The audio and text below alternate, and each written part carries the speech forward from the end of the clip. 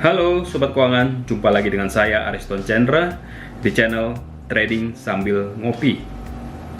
Kali ini saya akan membahas soal scam yang dilakukan perusahaan investasi Sunton Capital. Belakangan tengah ramai berita di media massa maupun di media sosial tentang orang-orang yang tertipu oleh perusahaan investasi Sunton Capital. Uang investasinya tidak bisa ditarik kembali dan disinyalir telah dibawa lari oleh pemiliknya.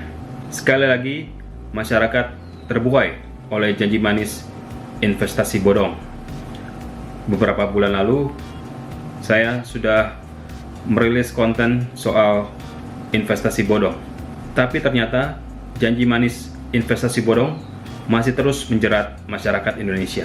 Apa sih yang dijanjikan oleh Sunton Capital? Sama seperti investasi bodong lainnya, Sunton Capital menawarkan kepastian profit atau untung yang cukup besar setiap bulannya. Sunton Capital adalah perusahaan pialang atau broker yang memfasilitasi perdagangan forex atau mata uang.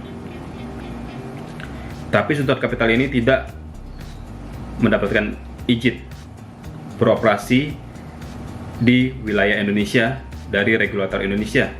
Dalam hal ini adalah Bapepti, Badan Pengawas Perdagangan Berjangka Komoditi.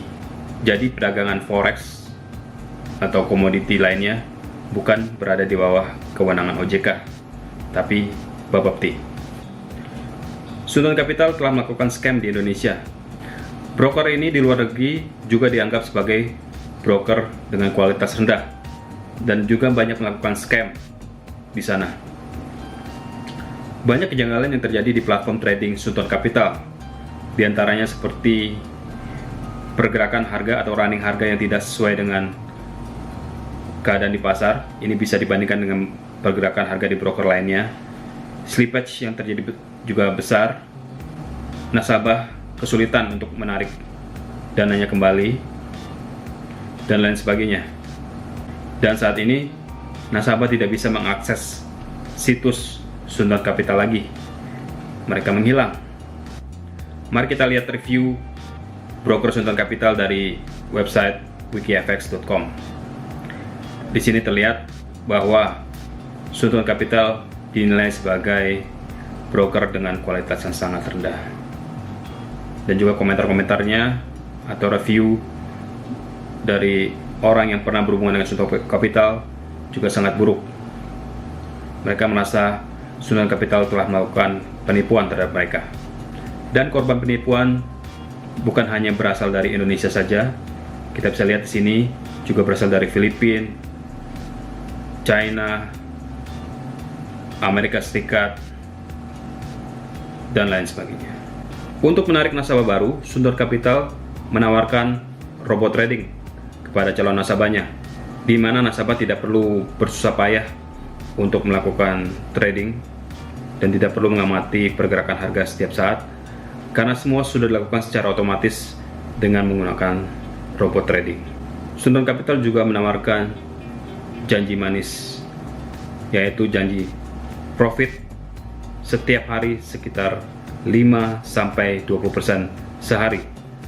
Sangat luar biasa. Jadi misalnya bila Anda melakukan investasi sebesar 100 juta rupiah, Anda bisa menghasilkan return atau imbal hasil sebesar maksimal 20 juta rupiah per hari. Wow. Andai kata mencari uang semudah itu, orang tidak perlu melakukan pekerjaan yang lain. Cukup melakukan investasi itu saja. Janji profit seperti ini cukup menggoda dan menarik minat banyak investor pemula untuk masuk mencoba memakai fasilitas robot trading dari Sunton Capital. Mungkin perlu jelasan sedikit ya mengenai robot trading ini. Jadi robot trading ini adalah sebuah program komputer yang menjalankan transaksi secara otomatis sesuai dengan strategi yang telah ditulis di dalam program komputer tersebut. Jadi trader yang merasa mempunyai strategi trading yang bagus bisa mengotomasi strategi tradingnya dengan program komputer.